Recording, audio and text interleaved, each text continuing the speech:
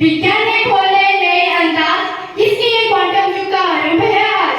सम्माननीय विचारक मंडली तथा एठारे उपस्थित थिबा समस्त गुरुजी गुरुमावृंद ओ मोर प्रतिद्वंदीगण, मु राखी मेहर आंचलिक श्रमदान सरकारी उच्च विद्यालय जिजिंगार नवम श्रेणीर छात्री सेही क्वांटम युग आरंभर संभावना ओ आह्वान गुड़िक विषय मोर विचार को उपस्थापन करिबि। आमे तो देखिछि जे शिल्प युगरे किभाई बाष्प ओ यंत्रपातिर परिवर्तन आइथिला, तापर आसिला सूचना युग। सूचना युगरे कंप्यूटर ओ इंटरनेट द्वारा आम काम करिबा शैली कथाबार्ता बा शैली बदली गला। एबे आमे आउ एक नूतन युगरे प्रवेश करि अछि जाको क्वांटम युग बोली कहि जाउछि। ताले क्वांटम युग कोन?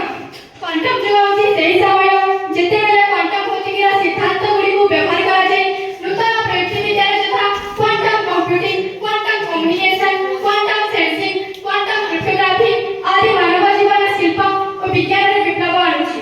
एबे हम परवर्ती स्लाइड रे देखिबा जे क्वांटम कोन। क्वांटम रो अर्थ हेउछि शक्ति किंबा पदार्थर सबुठार सानो अंश वा राशि। यह साधारण भौतिक विज्ञान ठाରୁ अलगा। क्वांटम मेकानिक्स कहेछि इलेक्ट्रॉन और फोटॉन गुडी का एका संगरे तरंग एवं कणिका परि ग्रह प्रदर्शन करि पारନ୍ତି। एबे हम देखिबा क्वांटम युगर इतिहास। क्वांटम धारणा 1900 मसिहारे मैक्स प्लांक द्वारा आरंभ कराइतिला। ताଙ୍କ अनुसार पदार्थ हेउछि शक्तिर छोट छोट पैकेट होइଥାଏ जाको क्वांटम कहाଯାଏ। क्वांटम टेक्नोलॉजी 20 शताब्दीर आरंभरे विकसित होइतिला। एथिरे क्वांटम कंप्यूटर कार्य करिছে। क्वांटम कंप्यूटिंग होछि क्वांटम युगर मुख्य आधार।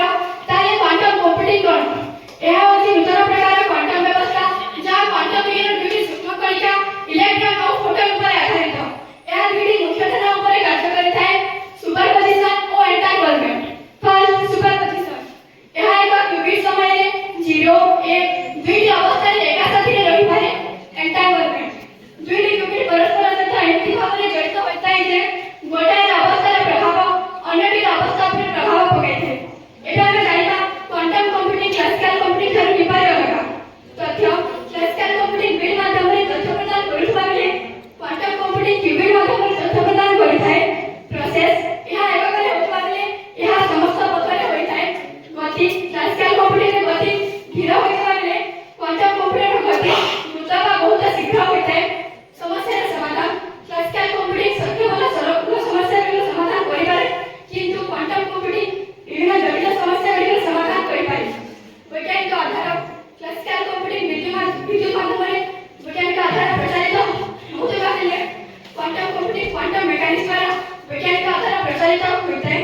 क्लासिकल कंप्यूटिंग रो व्यवहार करिबा हला पर्सनल कंप्यूटर, लैपटॉप, टैबलेट इत्यादि। क्वांटम कंप्यूटिंग रो व्यवहार करिबा हला एआई, जलवायु, औषध इत्यादि।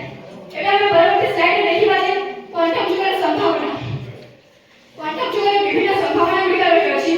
फर्स्ट क्वांटम कंप्यूटिंग जे जटिल समस्या गुडी समाधान करिबा पय वर्ष समय लागुतिला ताहा केवल किछि सेकेंड रे एआई मशीन लर्निंग द्वारा करा जाय परिबो।